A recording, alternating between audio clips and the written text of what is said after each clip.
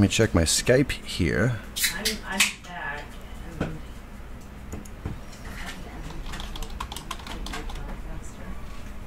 So we're going to get on the line here with Danny Garfield, the studio head for Puuba. And the game is called The Weaponographist. That's the game I've been playing for the last hour or so.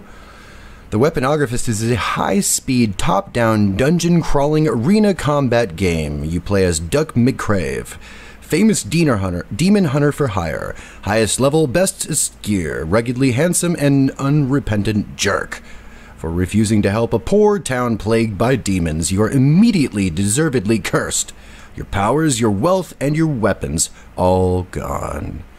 To overcome the curse, you'll need to clear out the dungeon using whatever weapons you can find. Fighting your way through, you are forced to use the weapons and spells dropped by enemies as they fall apart in your hands. Alright, this game was released yesterday, April 29th. It is on sale right now on Steam for $7.99. It's regular cost of $9.99. You guys can also check it out at puuba.com/weaponographist. And I'm going to get Mr. Danny on the call here. Mr. Danny.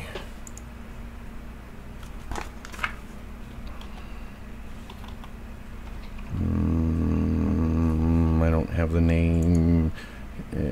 Why isn't that? Oh, I need to add you, Danny. How did that not happen? That's because I was doing everything for you. Yep. As a good producer does. Yep. There we go. And there's Mr. Legendary Neurotoxin there in the chat too, Beetle. Awesome. Hello. Hello, Mr. Danny. How are you?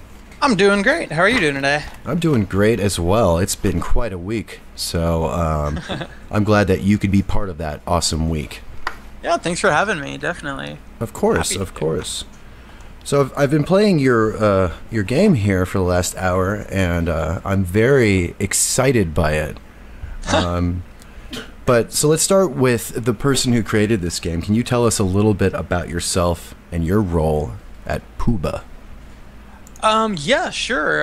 Well, like you said, my name's Danny. I guess for Puuba, I am our game designer and programmer. We're a really small team. It's just really a couple of us working out of, my spare bedroom at home. So the team is myself, as I suppose studio head and programmer. My buddy Dave, who does our sound effects and our QC and co-writes everything with me, and Chris does all of our music, and 7 gents that I can rattle off for you if you like have been kicking in freelance for all the art for the game. Wow, the art is amazing in this game. Thank you so much. It's got a really unique kind of feel and aesthetic to it that I really appreciate. I was saying earlier that the game kind of reminds me of Binding of Isaac, but without all the dirty, gross stuff that kind of leaves me feel cruddy at the end. Not as much poop. Yeah, pretty much. Could you tell us a little bit about how you got your start in the gaming industry? Sure, definitely. So I guess we started up as a studio, Puuba, about 2 years ago, like 2 years and a month. I worked with Dave for a number of years previously at a place called Deluxe doing post-production for movie studios, so like games and apps and Blu-rays and things for Disney and Universal, things like that. Nice. And it was really fun. We made a lot of really cool products based on licensed characters and things. Awesome team, but I had some specific game ideas in mind, and they were kind of big, unwieldy, ridiculous ideas, and not the kind of thing that a respectable company really should ever fund. And so we decided to split off and take a giant risk and see what we could do ourselves. And so this is actually our second game. Our last game came out just under a year ago, and it's been a fun ride. What was your first game? First game was called Concursion. It's kind of like a 5-game mashup of like a platformer and a Ninja Gaiden and a Gauntlet and Gradius and a whole bunch of different games all smashed into one. And the idea was that across 70 different levels and 7 worlds, you could literally jump from genre to genre on the fly in real time. So you could pass through visible boundaries, your controls remap, the music crossfades, enemy behaviors change, things like that. That's awesome. What was that game name again for anybody who was not quite paying attention but now wants to check it out? Yeah, it's called Concursion. Awesome. Concur. And can they get that on Steam? Yes, that is on Steam. There's actually a deal. Indeed. Yeah, there's a deal right now. You can get both games at a discount. Yeah, if you buy Concursion with the Weaponographist together right now, I think it's 33% off both of them, a third off both of them. Wow. Yeah. Yeah, Nice. the Weaponographist is 20%. It's 20% off if you get both of them. So you can, instead of $14.99, you can get both games for $11.99. That's a fantastic deal. So much video game, and Concursion's already 5 games. Yeah. We just wanted to do a little loyalty discount for like anybody who bought Concursion. If you already own it, then the launch week discount for Weaponographist is a little bit steeper. So just something easy and nice to do. So have you attended any kind of trade conferences for this game at all, or do you plan to in the future? We have, yeah. We last month headed out to a whole bunch of them. We hit PAX East, and we hit South by Southwest, and we hit Rezzed out in London. And I'm not positive, but I think we'll probably be hitting PAX Prime when it comes up. Any memorable moments at the trade shows? Oh yeah, super fun. We actually ran a competition at both PAX East and at Rezzed, and the top 3 people, we brought kind of a convention-only demo that was like all of the mobs and all of the weapons, everything just all unlocked at once in like a really high-speed, kind of pre-leveled up build. Nice. And the 3 people who could finish it the fastest won like a whole mess of free games on Steam. So we had people coming back over and over and playing like dozens of times, trying to improve their score over the course of 3 days. That's awesome. So yeah, it was a really cool opportunity to like meet people too. So people would come back so much and try to improve their scores. It was a great chance to just like trade names and chat. Yeah. Yeah, definitely just a ton of fun, really. I was dumb, though. For London, like, traveled overseas, and I literally, I landed, like, 6 hours before the show, and I left, like, the morning after it, and I didn't spend, like, 1 day seeing sights. Oh, man. Do you want to go back to London in the future and maybe take a couple days for yourself? It would be nice, yeah. I was just so, like, the game's coming out soon, we gotta lock it down, we gotta finish things up. And so, yeah, I don't know. In retrospect, I probably could have taken 1 day. So explain to me what I'm seeing here on this screen. I'll give a quick rundown on the game, I suppose. So the Weaponographist pits you as Doug McGrave, legendary demon hunter, super powerful, master of all weapons, and cursed for being just kind of a total jerk. And because you're cursed, all of the weapons that you pick up throughout the dungeon, swords and spears and whips and things, are going to constantly degrade and fall apart in your hands. On the bright side, all of the enemies that you fight and defeat are going to tend to drop whatever weapon they're using at the moment. So it's all about, like you've seen, picking up a spear and using that to get a machine gun, using that to get a flamethrower, and on and on and on. Right. The other half of the curse is the combo system, which is that big orange meter in the bottom right corner of your screen. It's your combo meter. So basically, every time you kill an enemy, you're going to gain a little chunk of that combo meter, but it's always draining. It actually doesn't matter how much combo you have or how many kills are in your current combo. But if your combo meter ever drains to 0, then the experience you've been gaining from killing these enemies is going to drain instead. Oh, wow. And you can actually lose the levels you've gained, you can get weaker. And so the faster you go, the stronger you get. If you ever slow down or back off, you actually get weaker. And the idea is kind of, if you can manage to full combo an entire depth of the dungeon, you can actually out-level the enemies that are also getting progressively stronger alongside you, and you can have an easier time of it. If you slow down, if you get too defensive, the whole game's going to get harder around you. And so, yeah, it's kind of like a constant engagement, all battle all the time sort of experience you're looking for. Yeah, I'm definitely finding that here. It's actually quite a bit of fun, too, because as I get better at the game, it feels like the game becomes more fun, too. I mean, it's already fun to begin with, but I'm enjoying other aspects of the game that I wouldn't have known about without playing it to begin with. Definitely. I think, once you start to get your stride, once you've got just a couple weapon upgrades in the bag too, that can help a great deal. And like once you start to get a rhythm flowing and it starts to get easier to keep a combo, I don't know, that's when I have the most fun with it. When like things are just barely going well and I'm barely keeping my streak going. Yeah. So let me ask, what's your strategy so far? I caught just a little bit of you playing before I hopped on, but what have you been upgrading so far? The swords and the spear. I really like the spear because of its long range, and I can kind of anticipate where the tip of it's going to be and slide into the enemies that way. I don't really like the chainsaw because it seems more difficult to use. But maybe if I level it up, it'll do more damage or something. Yeah, definitely, that's true. Have you noticed if you hold down the button, you can strafe with it? So you can hold the chainsaw out to the right and run up and down or so forth? Yes. Okay. Cool. Neuro asked from chat, will enemy patterns eventually change as they level up too? Yes and no. What you're seeing here in Depth 1 is just a really small fraction of the total enemies in the dungeon. By the time you're through the later depths, there are about 30 different enemies and 30 different weapons. But additionally, yes. So it's not unlocked yet, but once Beetle Bear beats the first step of the dungeon, he'll actually unlock a new mechanic, which is that the better you do, the stronger you get. If you ever enter a room kind of doing well and your weapons are, powered up, you stand the chances of the room being affected by a special rule, and that can change the enemy's behavior. It can do things like make them more aggressive or run faster. It can give them more hit points, or it can give them less hit points, but they spawn like 3 times faster. There's also some other cool things that can happen, but yeah, those will start to affect creatures as you start to do better. So tell us about your studio. I know you told us kind of the people that's working on it, but are you guys all working together in that same room, or is everybody spread out? So Dave and I work in the same room. He is sitting to my left right now, quietly testing the currently live build and making elephant sounds. Chris is a good friend of mine. He's our composer who did all of the original soundtrack for the game. We see him quite often, but he does not work in the office with us. He is not technically an employee of Puuba, but no, he works just 20-minute drive away, so we see him all the time. All the artists and gents, all the Mikes and Josephs and Ians and Drews and Davids of the world, we do a lot of it on Skype. We do see them occasionally, but more than anything else, we trade art and comments and chat through Basecamp and Skype. Right.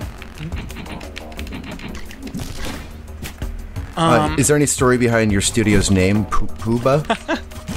Not really. I guess the closest thing to a story for Puuba is just simply, it's an old inside joke from high school. It doesn't mean anything. It's just a nonsense word, a sound effect.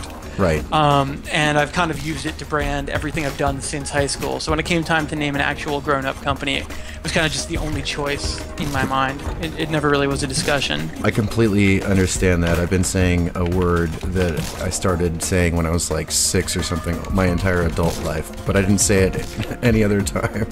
What is the word? Beaconana. Okay, all right. What does that mean? It doesn't mean anything. It's a nonsensical thing that I just made up, and I even got my wife saying it a bunch too. So sometimes when we play games, we'll name them the Beaconanas or something like that. Okay, nice. Yeah. I think the team names I'm usually on is the Robotic Unicorns. That's awesome. It seems like you have a tremendous sense of humor. How do you feel like this is lended to this specific game here? It's been fun. I mean, we had a ton of fun writing all the dialogue for town. It's very intentional. It was important to me that I didn't want to interrupt kind of the gameplay with long cutscenes and things. So we do have a plot, but we kind of, aside from opening and closing cutscenes, kind of just roll it out through the ambient chatter that you get whenever you die and return to town. Right. And so Dave and I just split up the NPCs, and each of us wrote for a few characters and wrote just a ton of different one-liners for each of the different NPCs. Obviously making the creatures was super fun. Stuff like, our lion tamers are really fun. I'm really excited to get to the first boss of the first step. That's really going to be good times. Well, hopefully I can get there. Otherwise, am I completely worthless at this game, or are there people that are worse than me? I think that you're the best. Maybe at any game. I've only seen the one, but probably all. So when I watched the intro, I did hear a very grisly voice. Was that one of you guys, or did you hire a voice actor for that work? No, that was long and hard discussion, but we did end up hiring a voice actor. That is Ed Mace.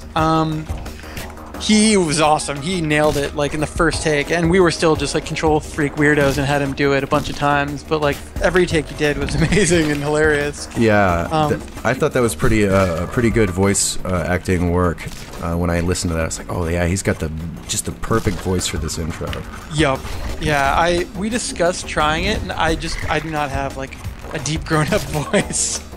I can't do it. So can we expect to hear more of his voice later on in the game, or was that just the intro work, or is that a secret?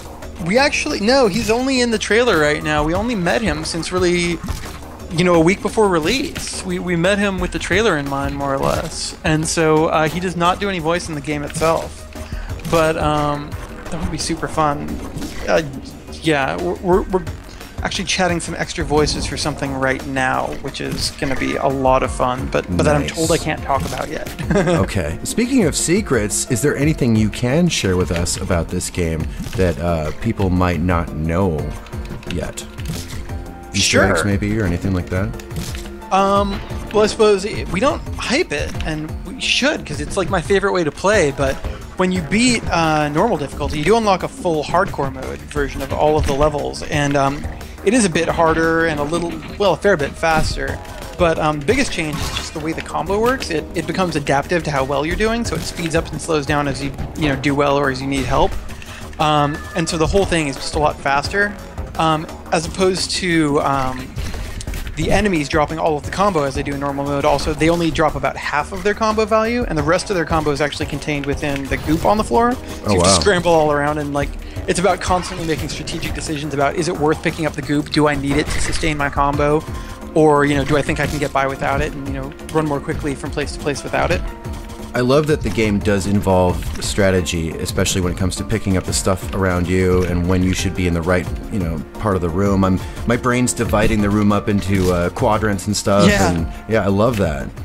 You're definitely finding the best pathing from enemy across across a weapon on the way. Right, exactly. Ninja Cow asked in chat, is DLC planned? Can I be coy again and just say yes? Yes, it is, and it's going to be free, and I'm really excited for it. But again, I'm told by my smarter allies that I shouldn't blow all of our secrets on launch day, which I hate. I hate keeping secrets. I don't like it. Well, what's up? I was going to say, this game is on Steam currently. Are there any plans to have it on other platforms like Xbox or mobile or anything like that? I would love to, yes. I was, like I said, our only programmer on this project, and so I wanted to get it out somewhere and playable, before we split our attentions across multiple targets. Right. But yes, now that we are out, one of my top priorities is getting that DLC good to go and getting some port happening. I would love to do that. I'm a giant PlayStation gamer, so I would love to see that happen. So speaking of the development of this game, what language was this game written in? This is written in Java, actually. It's written in Java in just an in-house framework built on lightweight Java GL. Nice. Yeah. So the same stuff as Minecraft. Yeah, exactly. So using Java, was there any drawbacks that you ran into or any setbacks as far as the limitations of Java compared to C++ or something? Java's kind of my home language of late. For years, the last 10 years, that's kind of been my go-to language. So when it was time to start work, we probably should have done, a Unity or something that makes porting easy. But I was just really excited to start, and I'm a terrible businessman. So, I didn't want to brush up in something new. I wanted to just start on making fun things. Right. So instead of, spending a month or two brushing up on Unity, just dove in with whatever happened to be my language of the moment, and Java it was. That's awesome. Yep, I just was excited to do it, and so that led to this. I don't know. I don't know if I've gotten farther than I have before, but it feels like it at least. If you want, there's a pro tip for people who speedrun the game. But if you hit tab on your keyboard, you can actually bring up a clock that'll show you how far you are and how fast you're going. Nice. Okay.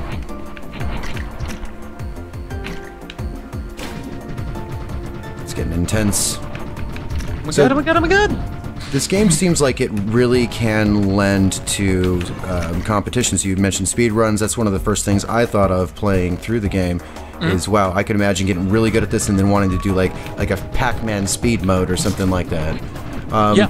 So do you foresee in the future, some kind of e-sport with this game or anything like that? People competing to, get the highest scores, events hosted by your company or anything like that?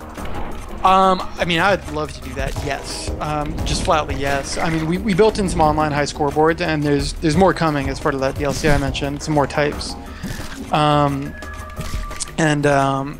Yeah, I've had a lot of fun. There's a lot of different ways to speedrun this game.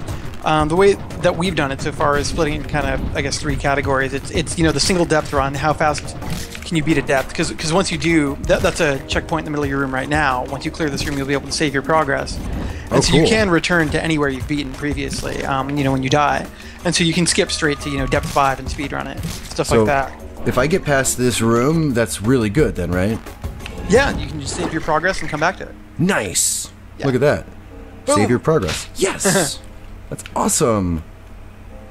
So yeah, that's the first way. The second way is, doing a full game speedrun. Once you have a fully upgraded character, once you bought all the upgrades there are to have, things like that, just how fast can you race through? But then the third way is really strategic. It's, how fast can you beat the game with a clean save file, which kind of begs, when is the best time to go back to town? Because, sometimes the best time to go back to town is right after a checkpoint. Sometimes it's better to die on purpose earlier to get stronger weapons and, come back and catch back up faster. And so we've been deliberating a lot on, when the best times to do that are. I don't think we've optimized it at all yet, but it's a fun thing to try to figure out.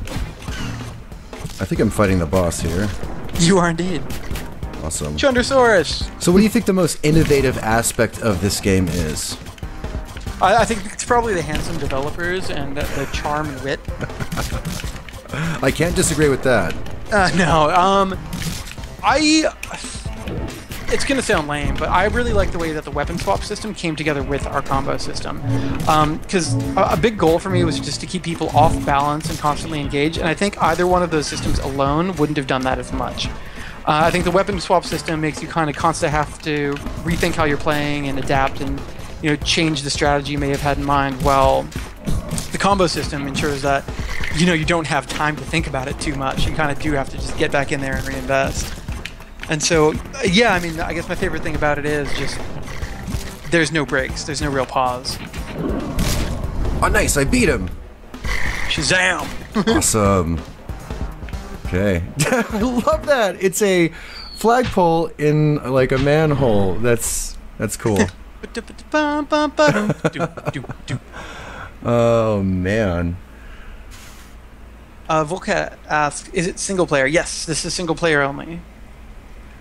It's for all of your single player needs. So what kind of things do you do when you get frustrated or hit a roadblock in game design? Go outside. I like to wander a lot. Like, I wander when I think. I wander when I'm on the phone or no matter what I'm doing, kinda. But I have twice fallen into a pool on conference calls, trying to jump the corner of the pool in the backyard. Yeah, wander.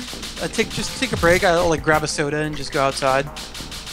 Just get some fresh air, since it's so easy to spend the whole day inside the quote-unquote office and never take a breath. Right. So, Pepsi or Coke?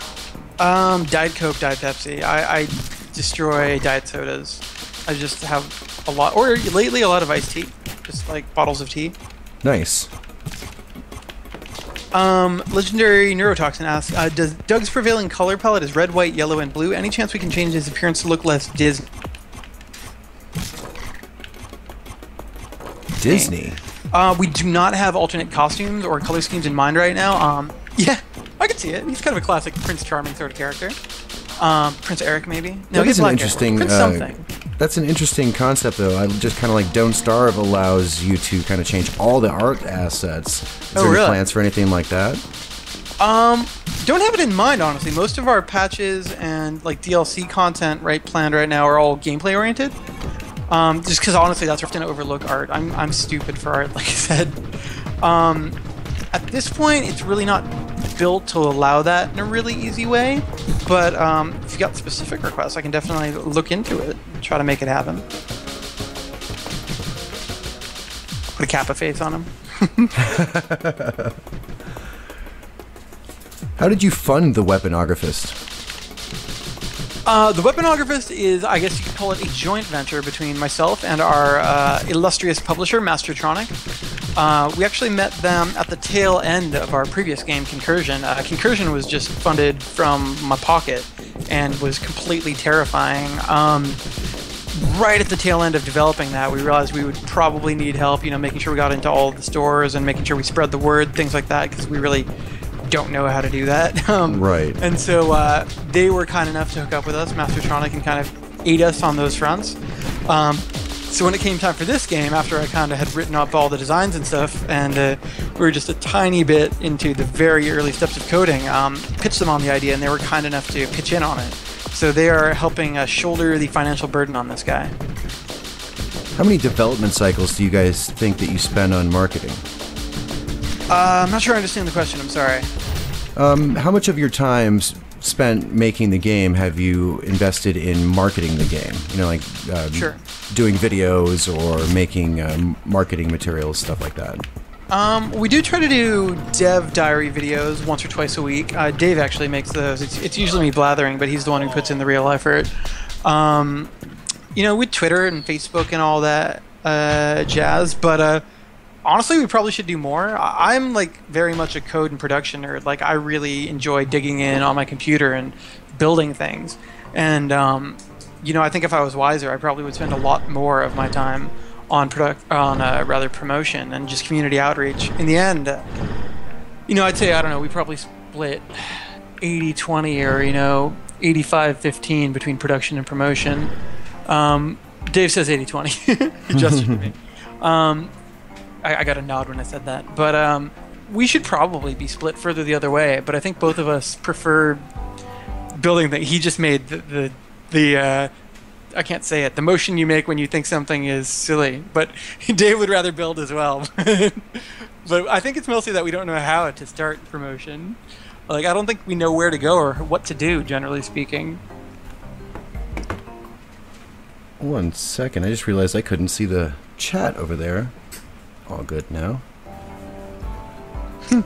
So did the Weaponographist have like early access or anything like that? No, it didn't. We just had a whole mess of friends help us play testing. Some volunteers from Twitch, some people who played and enjoyed our previous game. And yeah, no, we came out yesterday, just full release, from nothing to 100. Ninja Cow says he'll provide us with marketing for 3 pizzas a month. Okay, but only 2 toppings. That's my best offer, is 3 pizzas, 2 toppings. Oh man, you guys keep saying pizza. Making me hungry. Pizza.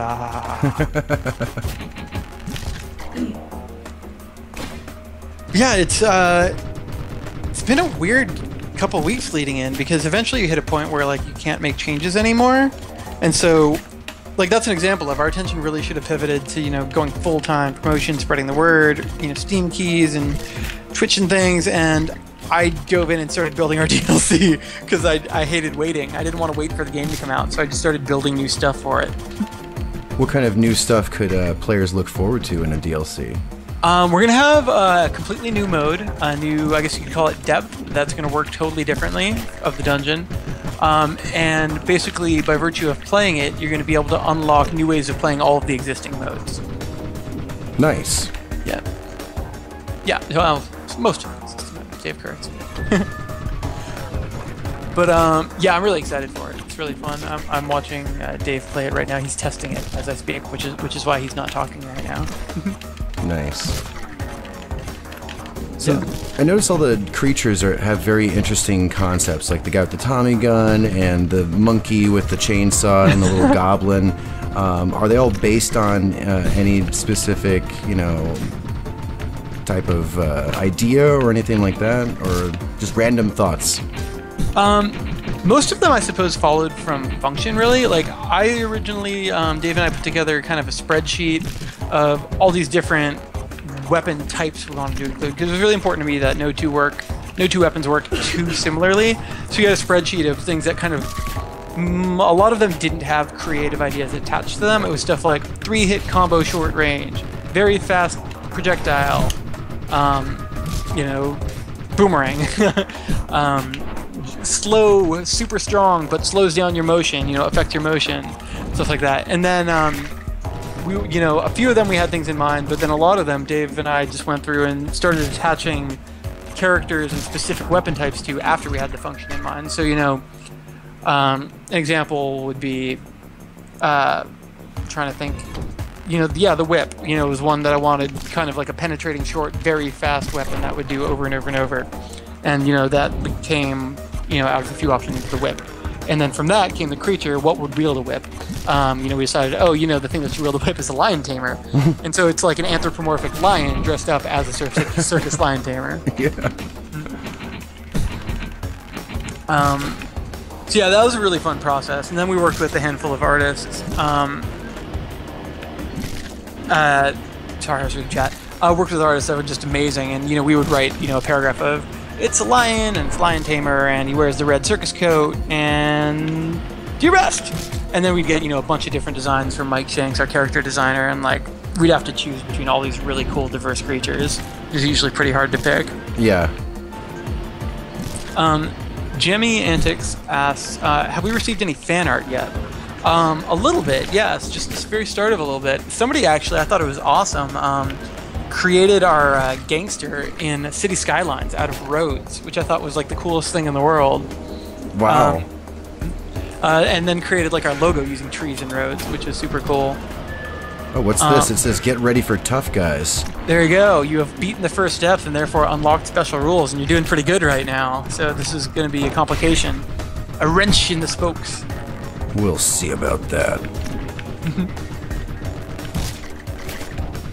These guys are a little tougher too, I noticed. More hit points. Yeah, this is one of the simpler modifiers, but all these guys will have a fair bit more experience, or hit points for you to deal with.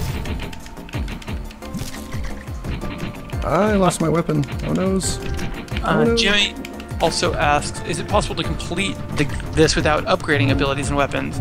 Not the whole game, no, but definitely you can stratify really heavily between what you do need and don't. We've seen people need all the upgrades to be able to beat the first boss. I've seen several people, and myself included, not need any upgrades to beat the first boss. If I'm playing really hardcore and I'm trying to see how far I can get, I can make it to the second boss before I need any upgrades.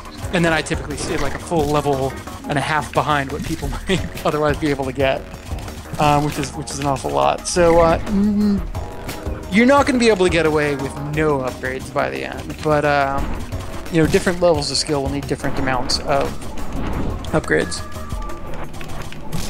I'm level 100. Did you get an achievement? Or yeah, you probably already maybe got it I earlier? did. Yeah, maybe I got it earlier. This is addictive though. It's like crack. Video game crack. We're trying to keep kids out of schools and on the streets. I assume that's what you meant. Yeah, exactly. Keep them on the streets, those kids. Ninja Chaos, did we get any further with NPC side quests? We had a system where we had kind of challenges in mind that were going to be assigned to you by Bartholomew, by our journalist, and he was going to kind of recount stories of your best and most famous adventures and have you recreate some challenges. And in the end, I thought it detracted. On paper, it seemed like it might be fun. On paper, it obviously added playtime, but I thought I don't know, just me speaking as a designer, it didn't feel like it was high quality playtime. It felt some of the ideas were good, but not enough of them were good in my opinion. And while it would have been easy to add, instead we ended up adding new play modes, which is hardcore and the DLC mode that's going to be coming in a handful of weeks. And they just felt richer and more worthwhile to me. So we ended up spending a few days building those NPC side quests, and in the end, they just didn't strike me as the right fit for the type of gameplay we had going on. So it seems like when I clear the level, I don't have... Oh no, it does go down. Oh no. You get a quick, short little reprieve. Your combo meter will freeze for just a couple seconds. Ninja Cow. Yeah, that's exactly it. We had two different approaches. One was in an entirely different zone. You'd get dedicated rooms and dungeons for you to accomplish these special challenges. And then we had a separate mode that would task you to do special things in the dungeon, like kill, this many of enemy X using weapon Y, or do a cool trick with weapon X, things like that. And it distracted from your ability to keep your combo, and it almost posed a dilemma of, do I want to accomplish this challenge and kind of fail at my run, or do I want to do well? And that just didn't feel like the right kind of dilemma to pose to the player. Jimmy Antics also asks, are there any type of leaderboards implemented in the game? Yes, there are, 12 leaderboards in the game. There are individual leaderboards for each of the 5 different depths on each of the 2 different play modes that we currently have on normal and on hardcore. So you can go for best, let's say you beat the entire game and cap out all of your stats. You can go back and see how fast you can run depth 3 or 4 or 5 or what have you on any of the modes. And then we also have full level beat leaderboards to see how quickly in a single run you can start from the beginning of the game and, beat the end boss of the game without stopping. Here comes the monsters. So how do you guys handle negative reviews and criticism? There's some tears. No, well, the real answer is, I guess there's 2 kinds of criticism, right? There's, genuinely well thought out, well-meaning criticism, and that doesn't necessarily mean that they like us. Like, well thought out criticism doesn't mean that they even have to like the game. Somebody might hate the game, but for like a really valid reason. And, that kind of comment, I try to just respond to, if it's something that I agree with, and like I am open to that, I might try to change something. Sometimes I might not agree, as I obviously want to happen. I'll just explain my decision. I'll say, hey, we thought of that, or maybe we didn't think of that, but, looking at it now, I still stand by it. And, I'll just explain why we decided what we decided, and I'm kind of cool with that. Which is weird, because that's the kind of, negative feedback that should bug me, but what really generally bugs me more is just the blind trolling stuff, which obviously everyone gets. That's you can't be on the internet or put out a product and not get the blind trolls. And for some reason, that's what, like, if we get a review or if we get like a comment section, like I've stopped reading it. I can't read comment sections because like even if they're 99% good, there'll be somebody in there who's like, "You are bad and made of poop." I'm like, I don't want to like, dude, I worked really hard on a thing. Like you can tell me the thing is bad, but why am I made of poop? Yeah. Like I'm not made of poop. That's uncalled for, sir. You're made of poop.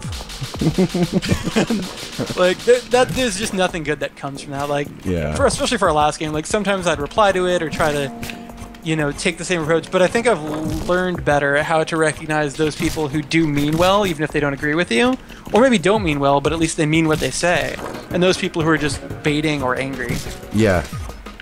And so, like, those kind of people I'm content to just...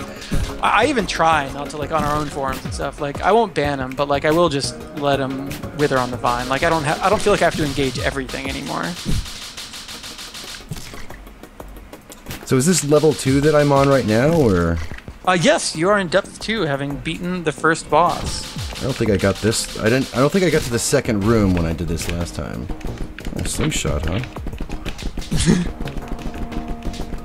I genuinely think that you're probably the best video game player in the world, and you can't do it. I'm going to take the game down from Steam, because if you can't do it, no one can do it. Like, what's the point, really, right? Exactly. That's awesome.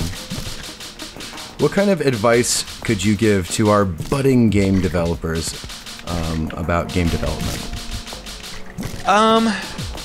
The biggest one, and honestly something that I've gotten asked a fair bit in the last few weeks and months, is how to start, or more specifically, people who are afraid that, like, they aren't good enough. Or, like, oh, I only know this language, I don't know another language.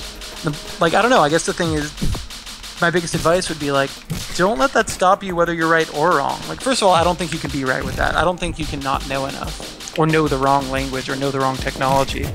Like, we made this in Java, which is super weird and unorthodox, but I did it just because that's my preferred language, and, like, I don't think that anybody would be the wiser.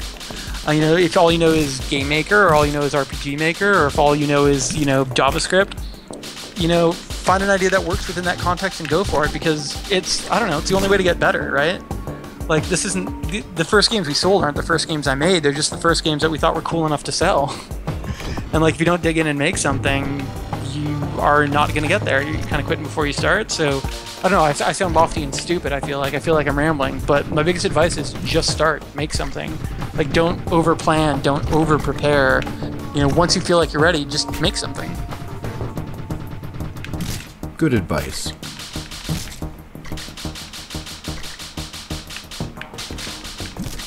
The game is harder now, but in almost a different way.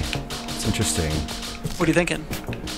It just seems more, almost like everything's just tougher. Same concept, but different, It's hard to put my finger on it, which is great because you're masking the game concepts with great gameplay, I think.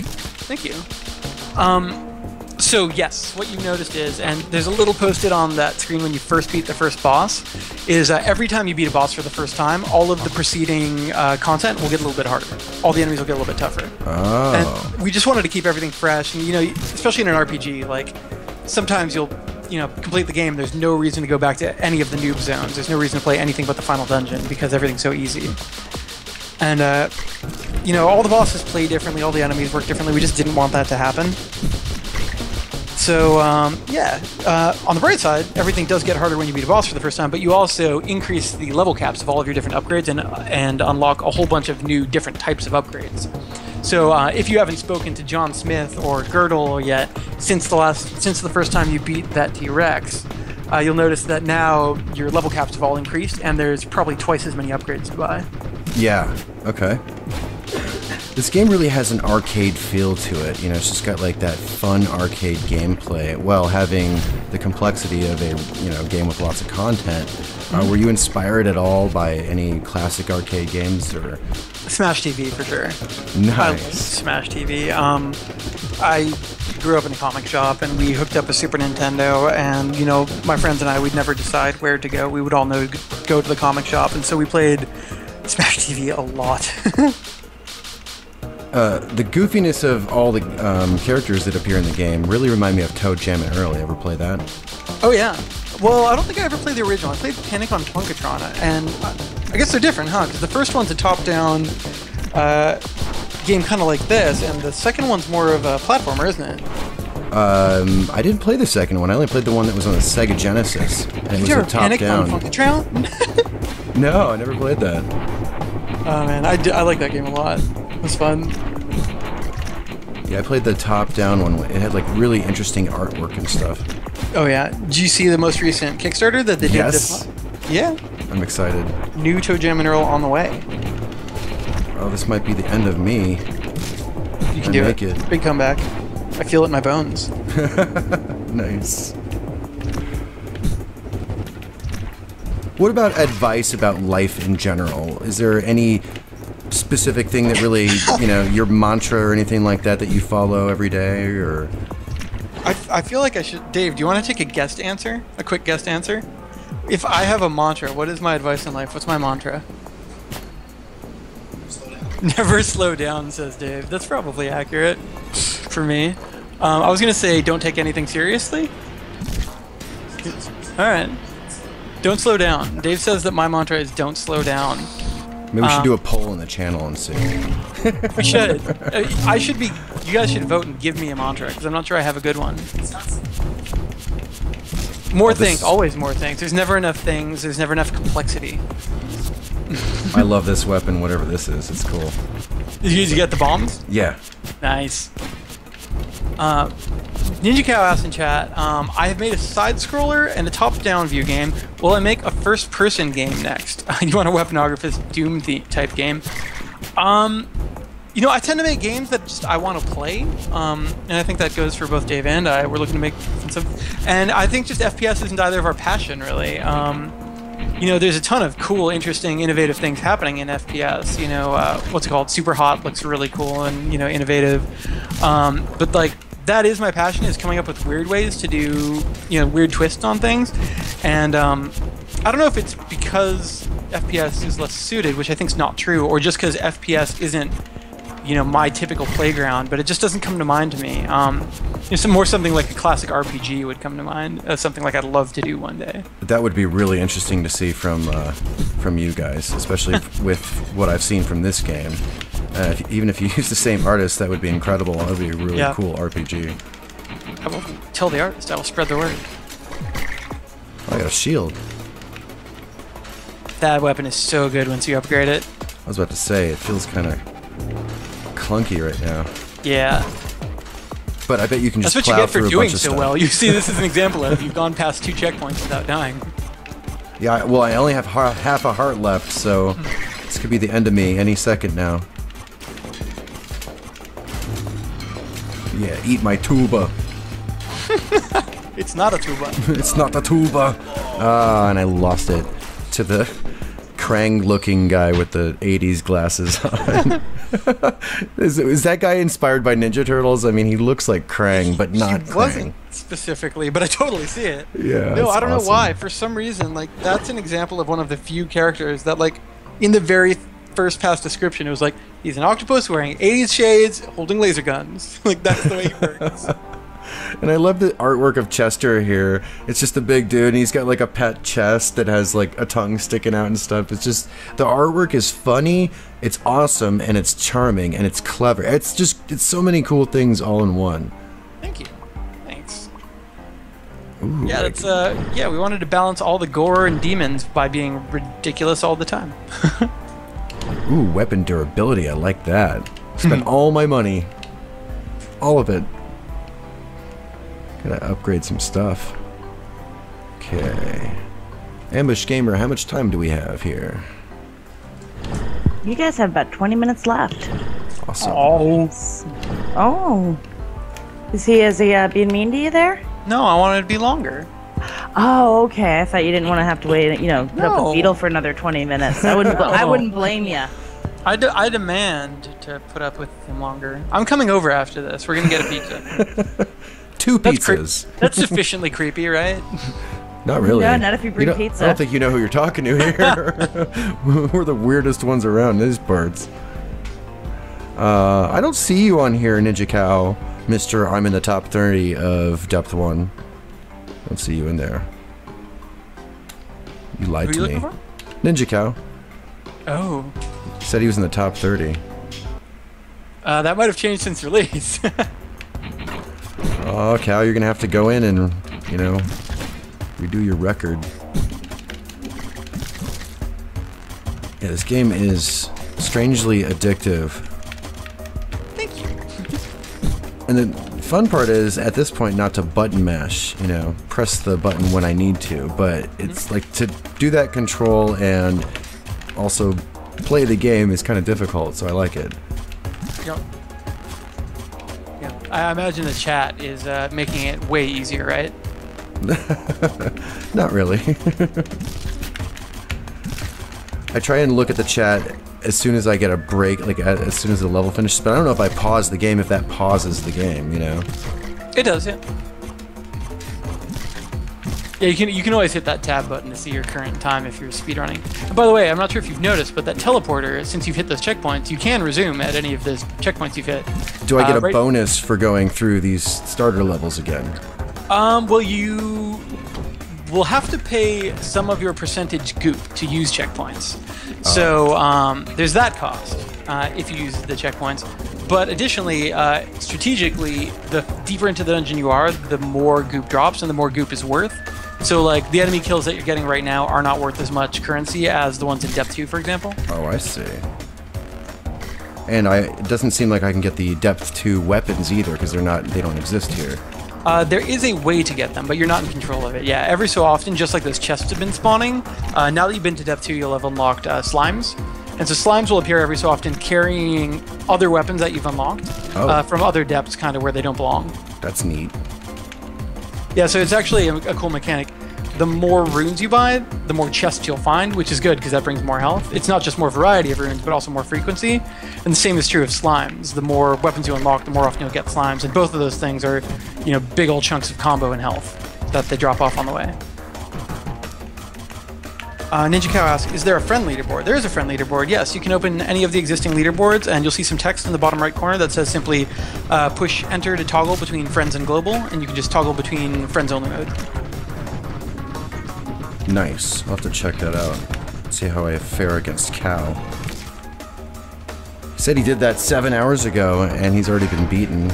Oh. A slime storm. That's one of my favorite. All right, I'm going to give you a tip on this one, because some people find it tough. Some people don't, but the slimes are going to keep on coming. They're not going to help you toward opening the door, but they do give you a bunch of combo. And they drop sometimes those weapons I was talking about. Nice. Tuba.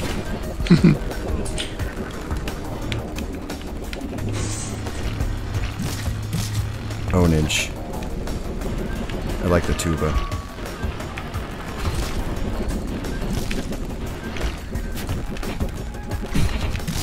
Hey, don't hit me. I don't like that. It hurts. Smoke bombs.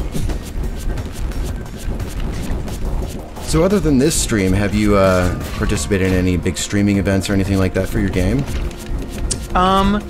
We've been trying to just drop in on anyone streaming. On Monday, I guess there was a Main Menu did a big streaming event, which was really cool. Some of the guys from that, Richard Hammer and iCasper, and some of those guys streamed the game for pretty much all day between all of them. We did a little thing with Fallout Zone, which is Dizzy Disaster and It's Gimme and the guys. This last weekend, and streamed all weekend, which is really fun. I'm streaming with you right now. Awesome. Any ideas for your next game? Have you jotted anything down on a piece of toilet paper or anything like that? Very little bit. Yeah, I've got a couple really loose, vague ideas, but I'm very easily distracted, and I tend to want to dig into whatever is newest. So I really try not to dig too deep into something new until the last thing is like well and truly done, because it's in my nature to. I don't want to polish bugs. I want to work on new framework code for some completely new idea. And so it's important to me just from a focus standpoint that like I'll write down the earliest of ideas, but I won't even like start digging into the ideas too deeply until something's done. So only a couple more weeks and I'll start digging in earnest. Goes to jail. I love that movie. Oh man, what was that guy's name? Reginald P. Worrell? Or is it Ernest P. Worrell? Yeah. Ernest Hemley, or what was Ernest's name? Right? Ambush Gamer. What was Ernest's real name? Jim Neighbors, says Dave. Yeah. He just rattled it off. Yeah, nice. I was like Ernest too, and then I forgot about the TV Jim guy. Varney. Jim Varney, that's right. Poor Jim Varney. Well, because he's dead. He played Ernest P. Worrell. And I bet half the chat has no idea what we're talking about or more. Uh-oh. Yeah. Everybody, raise your hand if you know Ernest. I dropped a Garfield joke today, the linoleum curling, and people started calling me a 60-year-old man. I was going to ask if it was at my expense.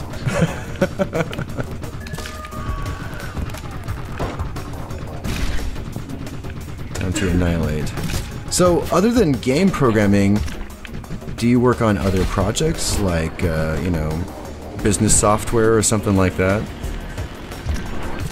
I think I did briefly. For a long time, I was doing Blu-rays and web apps and mobile apps and just a lot of stuff, based on major movie franchises. Right. And then I guess some systems work, translation software, and more in the creative space really. Translation software is kind of an outlier, but for the last year or two now, it's been all game making. Dave and I both just quit our full-time jobs, doing grown-up things, and just started a studio from home. So, it's been all games all the time. This is the gig. What are the benefits that you guys find from having a home studio and working full-time on game dev? Definitely undivided focus. Not having a boss means we can do what we want. You would think that the hours would be better working from home, but I don't think my hours are really any better. They're different. I don't spend quite as many late nights, but I spend more weekends than I used to. Do you find that you have to have more discipline with your time and with your spare time working from home compared to working another job where you would have designated hours or tasks to do? I actually personally find it the opposite. Like I said, I really tend to easily obsess. So, technically I'll be done for the day and then I'll have an idea and roll back into the office and just keep, my wife hates it. We'll be watching TV and I'll be like, ooh, I have an idea. I'll be back in 1 minute. I'll be back in 5 minutes. And I won't come back for 90 minutes. And it's just like, dude, what the hell? We were hanging out. And so no, it's really the opposite for me. If I've got a down moment, especially if I'm in the middle of programming the guts of something, which I find the most fun part, if it's balancing or just the genuinely new tech, that's where I obsess. I'm much more likely. For example, Axiom Verge, I've been meaning to beat for as long as it's been out, 3 or 4 weeks. I started it on day one, and every night when Dave goes home for the day, I'm like, I am going to continue and beat Axiom Verge, and then I just don't. I end up programming something. So other than Axiom Verge, what are some of the games that you're playing right now? I've been playing Dragon Ball Xenoverse because I have no shame, and I love Dragon Ball. Nothing wrong with Dragon Ball. Yeah. What else have I been playing? I've gone back to Binding of Isaac since this has come out just a little bit, and been playing Rebirth a little bit. Got so many games stacked up, and nothing's coming to mind. I should just look at my Steam library and be like, oh right, I'm playing that. Yeah, I don't know. Lately I haven't been playing as much. I've been letting my games build up just because I've been spending all of my time really finishing this up and working on this. Oh, that's a cool question from Jammy Antics. Has there been any glitches in the game yet that's not game-breaking? For example, like brimstone snapping on Binding of Isaac. Not that I'm aware of yet. No real gameplay bugs. There was one leaderboard bug, which is, this is a boring bug, it's not that interesting. Somebody with a name that used the trademark symbol submitted a best time. And so our leaderboard crashed for a while. Oh, that sucks. Not yesterday, but a few days before launch it happened, luckily. One of, I guess, a press reviewer had that in their name. And that pooped up our boards because, you know, I guess we didn't support non-standard characters, so we just rolled a quick fix for that. I agree, brim snapping is game-breaking. But no, I don't know of any gameplay bugs yet. I really actually kind of hope there are some, because like that meta of figuring out how to min-max a game in that way is really cool and fun. Which is weird, right? Because as a dev, I hope there's no bugs, but I hope there are accidental interesting bugs. Right. You know, the speedrun tricks in like DuckTales where you warp around, or Super Mario World where you know, manipulate the memory. It's some of the coolest parts of those games in modern play. So we're just at the top of our interview here. I have one last question for you. I really enjoyed playing your game, but I just want to ask you, what kind of advice, suggestions, and or encouragement do you have for our viewers who dream of creating video games or working in the video game industry? Truly do it. It seems, I mean, I'll say this is how I felt when we started. You know, whether you do it full-time or part-time, like, you're cutting your time out of something. And like in my case, it was a full-time job, and I was giving up, you know, a steady paycheck, and that's a really huge gamble. But like, it doesn't always have to be that. And yet, it's still scary, and I totally relate to that. Like, diving into a new project and dedicating so much time and effort and, you know, emotional effort to it is scary, but like, screw all that. It's gonna be really fun when you start. So start, and like, I can't imagine anybody having to regret after doing it, really. And I guess that's just my big advice. It's dumb, but like, whether it's a big or a small idea, there is dramatically less stopping you than you probably think there is. And I don't know, I'm going to butcher a quote, so I'll just like pseudo quote it. But like, a quote that I read right before I started that actually influenced me was along the lines of, you know, you'll have no idea how many resources and friends come to your aid until you dig in and give up everything and try. Well said. All right, well, I want to thank you for coming on Gaming for Adoption and promoting the Weaponographist. I really enjoyed the game. I think I'm actually going to play a lot more of it offline and possibly on stream, just to see if I can get farther and farther. And of course, if Cow is beating me, I'm going to have to compete with him on that. So I want to thank you again. We've been on the line with Danny Garfield, the studio head for Puuba Games. The game is The Weaponographist, and you guys can get it on Steam. It's on sale right now for $7.99, so go get it quick. It's a great game. I highly recommend it. Any last words, Danny? No, just thank you so much for having me on. Thanks for the chat. I had a ton of fun. Thank you. Thank you. All right, we'll talk to you soon, Danny. Late. Bye-bye. All right, that was great. Great interview with Danny Garfield. Very clever and funny game dev. I really enjoyed talking to him, and I hope to see what that studio comes up with next.